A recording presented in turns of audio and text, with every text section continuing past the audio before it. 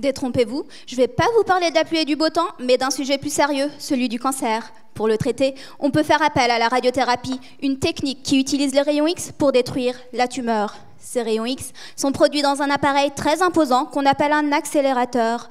Avant chaque traitement, on va s'assurer qu'il est rigoureusement réglé pour qu'on soit sûr qu'il nous délivre un faisceau d'une précision millimétrique qui ne bombarde que la tumeur sans empiéter sur les parties saines du patient.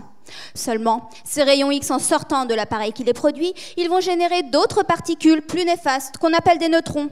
Ces neutrons vont rebondir de façon complètement anarchique dans la salle de traitement, mais aussi, et c'est plus grave, dans le corps du malade.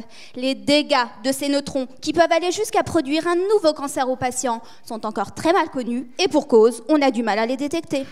En effet, ils sont générés à des énergies tellement différentes que devoir les détecter, ça reviendrait presque à devoir peser sur une même et unique balance un éléphant et une plume avec le même degré de précision, s'il vous plaît. Eh bien, c'est tout là l'objectif de ma thèse, mettre au point cette fameuse balance à neutrons.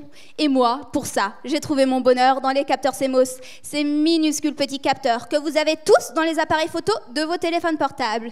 La différence, c'est que les miens ont été modifiés pour être sensibles aux neutrons. Grâce à leur petite taille, je peux les positionner en toute discrétion dans la salle de traitement et récupérer l'information des neutrons. Cette information, je vais ensuite l'utiliser dans un programme informatique pour produire des cartographies en 3 dimensions de la répartition des neutrons dans le corps du malade, ce qui permettra d'étudier leurs effets secondaires. Pour vous illustrer ça, faisons le parallèle avec Météo France et ses cartes de température. Pour les générer, elle va dispatcher sur l'ensemble du territoire des thermomètres dont elle va récupérer l'information de température. Cette information sera ensuite injectée dans un programme informatique pour nous produire ces fabuleuses cartes qu'on est si content de découvrir tous les soirs à la télé. Moi, ce sont les capteurs CMOS que j'utilise. Je les positionne tout autour de mon malade pendant qu'il se fait traiter et récupère l'information des neutrons que je vais injecter dans un programme informatique pour produire mes cartographies. Seulement, les programmes actuels, ce sont de vraies tortues. Ils mettent plusieurs jours avant de générer une carte. Et ça, c'est un vrai handicap quand on connaît le nombre de patients à traiter par jour dans les centres de traitement. C'est un peu comme si on vous donnait la météo de vos vacances d'été, seulement en novembre.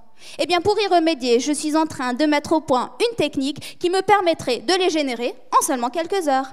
Ainsi, j'espère pouvoir générer de façon systématique pour chacun de mes patients une cartographie des neutrons dans leur corps, ce qui permettra d'une part de mieux étudier leurs effets secondaires et d'autre part de mettre au point des techniques pour limiter leur production pendant le traitement et ainsi mieux en protéger mes chaleureux patients. En tout cas, on peut le dire, grâce à mon système, une chose est certaine, les neutrons dans les salles de traitement, ils cesseront définitivement de faire la pluie et le beau temps.